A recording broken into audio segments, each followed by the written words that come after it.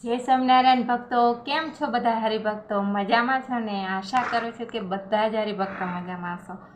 તો ભક્તો, આ આગલા વિડીયોમાં જે આપણે ટપુ મહારાજના વાઘા બનાવ્યા હતા, તો આ વિડીયોમાં આપણે જોઈશું આ ટપુ મહારાજની પાગ અને ટપુ મહારાજની લેગી. બરાબર, સલવાર આપણે બનાવવાની છે અને પાગ બનાવવાની છે. બરાબર, તો જે કોઈ મારી ચેનલમાં નવા આવ્યા હોય તો પ્લીઝ ચેનલને સબસ્ક્રાઈબ કરજો, કે જેથી તમને નવા નવા વિડીયો તમને જોવા મળે. તો ચાલો આપણે ચાલુ કરીએ. તો જો આ કાપડમાં મેં બનાવ્યા હતા વાઘા ઉપરનો. તો હવે આપણે આ સલવાર માટે મેં આનું કટિંગ કરી દીધું છે. તો આના ઉપર મૂકીને આપણે કટ કરશું. હું તમને માપ સાઈઝ બતાવી દઉં. તો ભક્તો, ટપુ મહારાજના વાઘા એવા છે ને કે થોડા નાનું એવું કાપડ હોય ને થોડું બી, તો આપણે ઘરે બનાવી શકીએ. તો એના ઉપર આવી રીતના હું મૂકીશ કાપડ ઉપર અને કટ કરી લઈશ. પણ એ પહેલાં હું તમને માપ બતાવી દઉં છું કે મેં કેટલું માપ લીધું હતું. તો જો આપણા ટપુ મહારાજના તો ભક્તો જો આપણે અહીંયાથી લંબાઈનું માપ છે 4 ઇંચ. તો 4 ઇંચ રાખવાનું છે લંબાઈ. અને અહીંયાથી જે સીટનું કટિંગ કર્યું હતું મેં, તો અહીંયાથી 1 ઇંચ જેટલું કર્યું છે. 1.25 ઇંચ જેટલું છે સીટનું કટિંગ. બરાબર, અને અહીંયાથી આપણે કમરનું માપ લઈશું. તો અહીંયાથી 3.25 ઇંચ જેવું છે. બરાબર, તો બીજું સિલાઈ સાથે અંદરની સાઈડમાં આપણે જતું રહેશે અંદર. પછી હું તમને બતાવું. તો ચાલો હું તમને આને છે ને અહીંયા આવી રીતના મૂકીને અને હું કટ કરી લઈશ.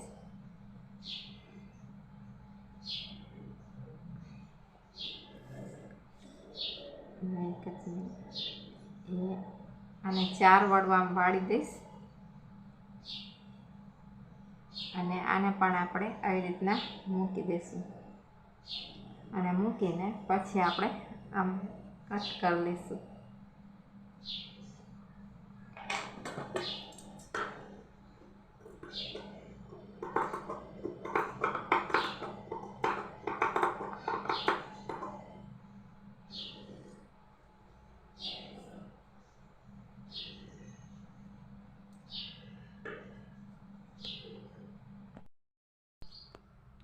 તો ભક્તો જો મેં આવી રીતના કટિંગ કરી લીધું છે.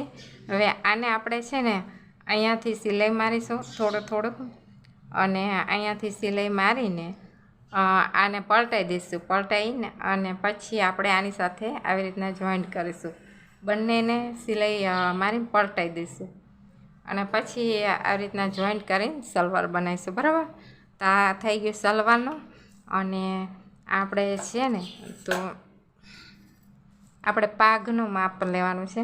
તો પાઘનું મેં આવી રીતના દોરીને રાખ્યું છે આના ઉપર. તો હું તમને માપ બતાવી દઉં. તો પાઘની આ લંબાઈ છે 4.5 ઇંચ. પછી અહીંયાથી મેં લીધું છે 1 ઇંચ જેવું લીધું છે. અને અહીંયાથી થોડું ઊંચું લીધું છે એ 1.25 ઇંચ જેવું લીધું છે. અને અહીંયાથી 1 ઇંચ જેવું લીધું છે વચમાં સેન્ટરમાં. અને અહીંયાથી પણ 1 ઇંચ જેવું લીધું છે. તો એને છે ને મેં આવી રીતના ડ્રો કરી આવી રીતના દોરી લીધું છે. હવે આને હું કટિંગ કરી દઈશ. આપણે બિલકુલ આના ઉપરથી કટિંગ કરવાનું છે.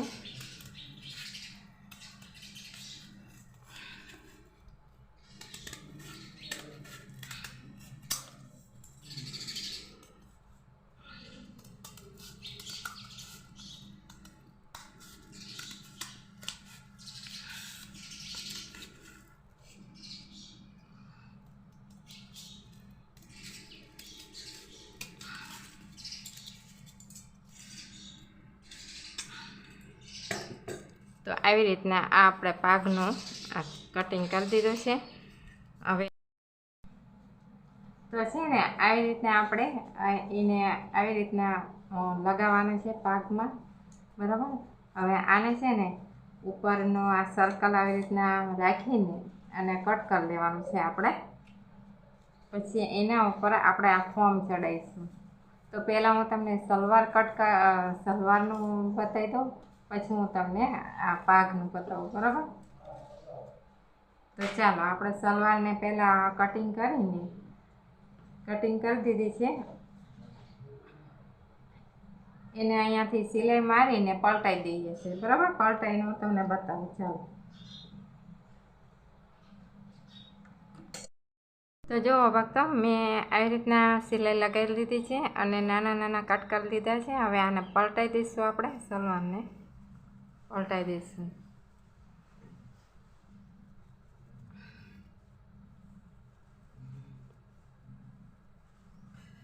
આવી રીતના આપણે પલટાઈ દઈશું.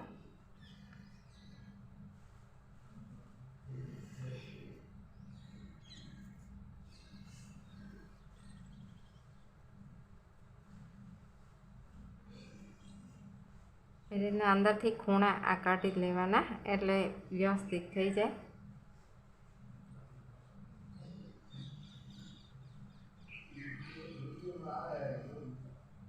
તો આપણે આ રીતનું આ કમ્પ્લીટ થઈ ગયું, બરાબર. હવે આને છે ને આપણે આમ વાળીને સિલાઈ મારી દેવાની છે.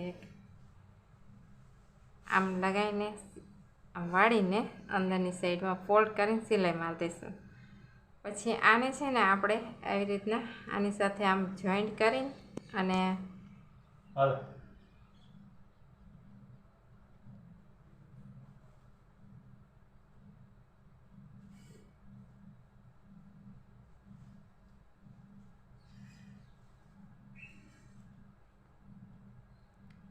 છે ને આની સાથે આમ જોઈન્ટ કરીને સિલાઈ મારી દઈશું. અહીંયા સુધી આપણે સિલાઈ લગાવવાની છે, એટલે આવી રીતના થઈ જશે.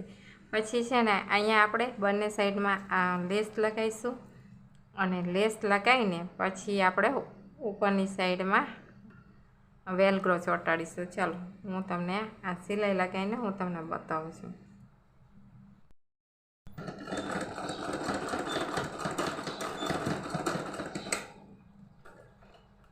તો ભક્તો જો, મેં આને વેલક્રો લગાવી દીધા છે અને આપણી આ લેંકી બનીને તૈયાર થઈ ગઈ છે. જો, એક અહીંયા લગાવ્યો છે, એક અહીંયા લગાવ્યો છે વેલક્રો. પછી અહીંયા અને આ અંદરની સાઈડમાં, બરાબર. તો આપણી આ લેંકી બનીને તૈયાર થઈ ગઈ છે. તો આપણે આવી રીતના રાખીને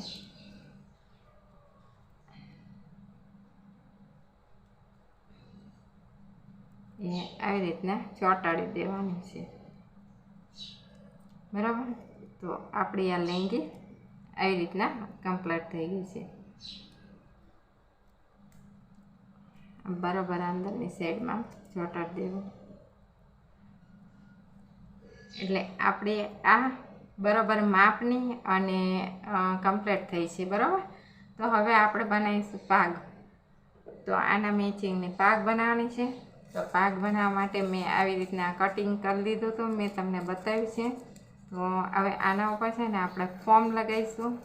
તો આ ફોર્મ ચોંટાડીને અને એના ઉપર આપણે આ કાપડ ચોંટાડવાનું છે. તો આ ફોર્મ લગાવીને પછી આપણે એકદમ આના ઉપર આ કાપડ આપણે આવી રીતના લગાવી દઈશું, બરાબર. આવી રીતના લગાવી દઈશું કાપડ. પછી એના ઉપર આપણે લેસ લગાવીશું. તો ચાલો પહેલાં હું તમને આ ફોર્મ લગાવીને બતાવું છું. તો જુઓ ભક્તો, આપણે આ પાઘ આ છોગું લગાવ્યું છે અને અહીંયા આપણે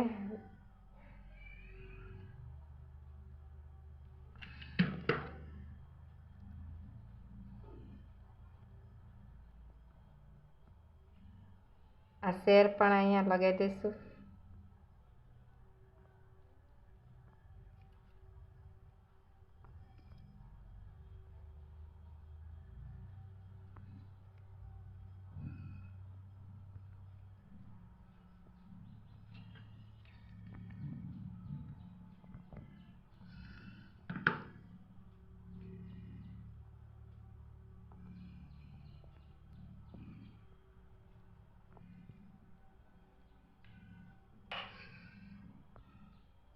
તો ભક્તો જુઓ, આપણી આ પાઘ બનીને કમ્પ્લીટ થઈ ગઈ છે.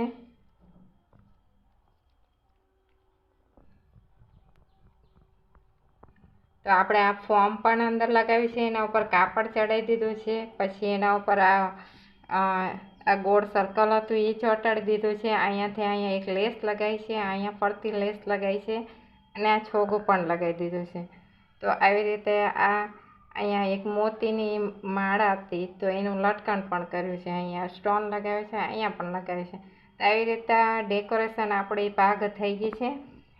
તો બિલકુલ પાઘ આપણી બની ગઈ છે. જો પાછળથી પણ આવી રીતના થાય છે અને આગળ પણ બરાબર. તો આવી પાઘ પણ આપણી રેડી થઈ ગઈ છે અને આ લેંગી પણ આપણી કમ્પ્લીટ થઈ ગઈ છે બરાબર. તો જો તમને આ પાઘ અને લેંગીનો વિડીયો તમને ગમ્યો હોય સલવાનો, તો મારી ચેનલને લાઈક, શેર અને સબસ્ક્રાઈબ કરજો અને બેલ આઇકન પ્રેસ કરજો કે જેથી તમને બીજા નોટિફિકેશન તમને મળી જાય બીજા વિડીયોની, અને એ પણ તમે એમાં જોઈ શકો બરાબર. તો બધા જ હરિભક્તોને જય સ્વામિનારાયણ.